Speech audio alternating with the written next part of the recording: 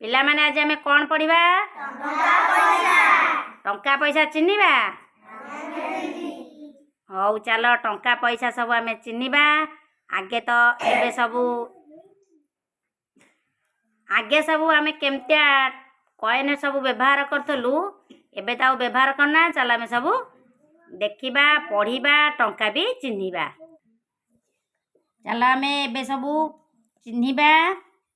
ଇଏ ହେଉଛି 1 ପଇସା, 2 ପଇସା, 3 ପଇସା, 5 ପଇସା। ଦେଖିପାରୁଛ ନା ନାହିଁ?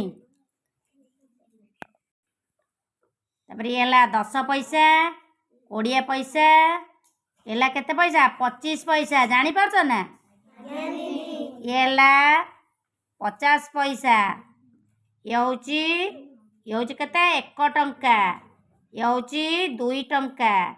ଇଏ ହେଲା 5 ଟଙ୍କା। ଇଏ ହେଉଛି 10 ଟଙ୍କା। ଇଏ ସବୁ କଏନ୍ ପଇସା ଚିହ୍ନିଲ। ଚାଲ ଏବେ ନୋଟ୍ ସବୁ, କାଗଜ ନୋଟ୍ ସବୁ ଚିହ୍ନିବା। କାଗଜ ନୋଟ୍ ପଇସା ଇଏ ହେଉଛି 1 ଟଙ୍କା। ଇଏ ହେଉଛି 2 ଟଙ୍କା। ଇଏ ହେଉଛି 5 ଟଙ୍କା। କାଗଜ ନୋଟ୍ ସବୁ ଦେଖୁଛ ତ?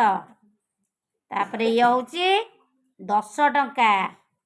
ଇଏ ହେଉଛି 20 ଟଙ୍କା। ଇଏ ହେଉଛି 50 ଟଙ୍କା। ସବୁ ଟଙ୍କା ପଇସା ଚିହ୍ନିଲ ନା ନାହିଁ?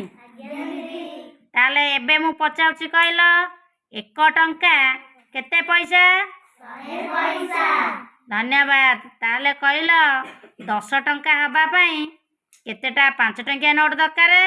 2ଟା। 2ଟା। ତାହେଲେ ସଙ୍ଗୀତ କହିଲୁ 2ଟା 10 ଟଙ୍କିଆ ମିଶିଲେ କେତେ ଟଙ୍କା ହେବ? 20 ଟଙ୍କା। 20 ଟଙ୍କା। ବଢ଼ିଆ ଆନ୍ସର ଦେଉଛୁ। ତାହେଲେ କହିଲୁ ଆମର ସଙ୍ଗୀତ ଆଉ ଗୋଟେ କହ, 5 ଟଙ୍କା 5 ଟଙ୍କା ମିଶିଲେ କେତେ ଟଙ୍କା ହେବ? 10 ଟଙ୍କା। 10 ଟଙ୍କା। ତାହେଲେ ରୋହନ ଏବେ କହ, 10 ଟଙ୍କା 10 ଟଙ୍କା ମିଶିଲେ କେତେ ଟଙ୍କା? 20 ଟଙ୍କା। 20 ଟଙ୍କା।